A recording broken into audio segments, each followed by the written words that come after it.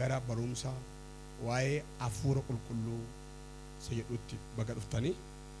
Waaqayyo maaliif milikkita yookaan dinqii godha? Maaliif barbaachise? Bu'aan Waaqayyo waldaa keessatti miraakilii gochuu yookaan waan sammuu nama iyyaan waan sammuu namatti gaaffii ta'u deliverance yookaan bilisa ba'uun hafuura diinaa irraa ta'u dhukkuba irraa haa ta'u, that's no amazing. Wanti kun aadifamaadha. Yesuus Kiristoos ergamootaa fi dhaqa mootummaa Waaqayyoo lallabaa, dhukkubsataa fayyisaa, hafuura hamaa baasaa jedhee Maatewos 10 gubbaatti warra ergeef akka inni kennaa kana kenne we know that. Sirriitti beenna, sinis beettu kana macaafa waan ta'e beettu been garuu isarraa adda kan ta'e a unique amazing thing, waan ajaa'iba tokko jechuun isa nuti hojii dinqisiisaadha jenna. Isa dhaloonni barbaachaaf mandarara fiigan, isa dhaloonni achitti arganii akka waan achitti waaqni jiru achi olii gajjooran san milikkituma sammuu namaatti gaaffii ta'u waan hin danda'amne akka danda'amu kan inni godhu. Maaliifi tokko eenyuufi lama maal barbaadeetu Waaqayyo namaaf kana godha? Maal barbaadeetu Waaqayyo qilleensa waan ajaa'ibaa kana godha? Maal barbaadee bishaan daadhiitti geeddare Yesuus? Akka namni isaaf ililcha dhamoo namoonni hundumtuu bishaan daadhiitti geeddaraa akka afanidha moo maal barbaadeetu? Waan ajaa'ibaa yookaan waan dinqii jennu kan waan lapheen namaa kajeelu, suusii nama keessa gadi hin galle, fedhii nama keessa gadi hin duune, namni kajeelaa akka hafu maaliif godha isa jedhu kaleessa galgala waa'ee tiksiisana waan baay'eetan fayyadamanii duuka buutuu oomishuu irrattis nan fayyadamaa. Amala agalgaa'ota sirrii, amala nama guddachaa jiru waldaa keessatti abbaan aangoo Yesuus jedhe. Mee Yesuus abbaan aangoo jedhame? Maatii boqonnaa 28 gubbaatti maal jedhe? Kutaa galee kaasee aboo waaqa lafarratti biyya lafa duratti maal ta'eera? Naa kennameera. Bakka ati kana lallabda maqaa Waaqayyoo haa ulfaatu. Mi'aan tajaajilaa Yesuus jedhame? Bakka namni Kiristoos irraa dhalate haleluuyaa. Konfidensiisa haasaansa namarraa ulfina mataa isaan barbaadu. Look. Torba taa'ii torba ka'inaan dee bishaan gurguddaa bishaan warqee of keessaa qabunni isee dhufeen jedhee laamti isaa fudhatee galuutti ka'e. Innaa karaa ga'u akka jedhu macaan qulqulluun Waaqayyo bara biyya tokko duuffate daa'ima irratti moo isaadhaam.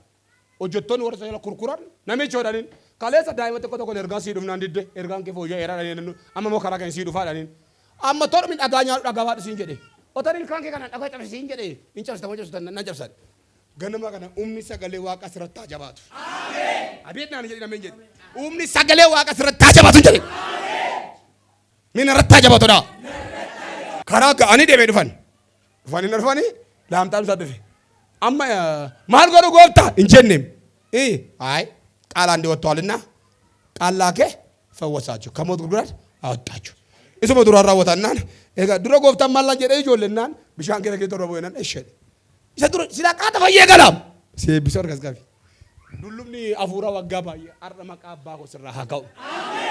Mucaa jabeessiti ameen jedhaa.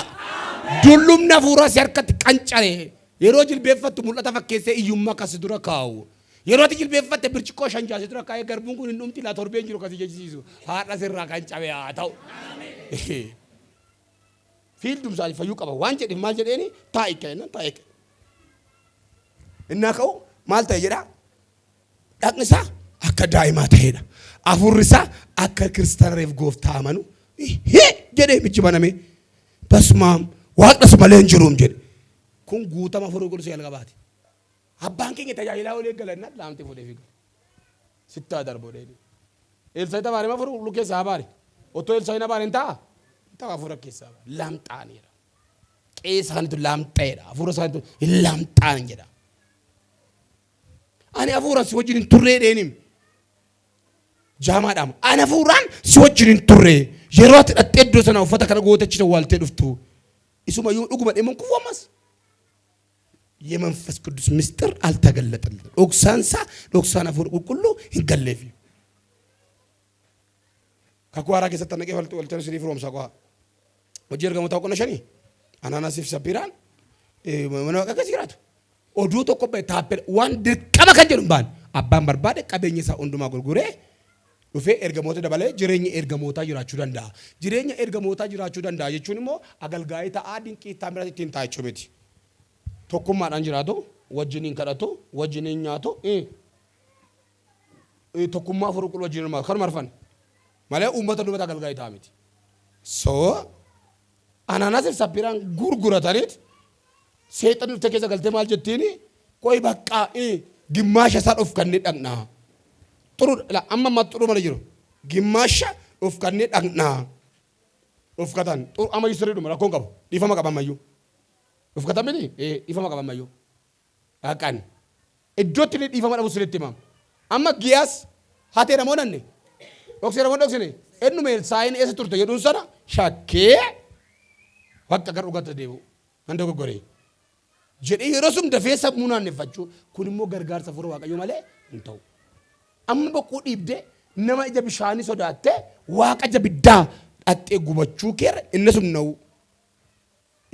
Eessa turte nan jedhu bakka daddafee wanti ta'e dhufeera mallattoo wayii tokko jira. Tokko.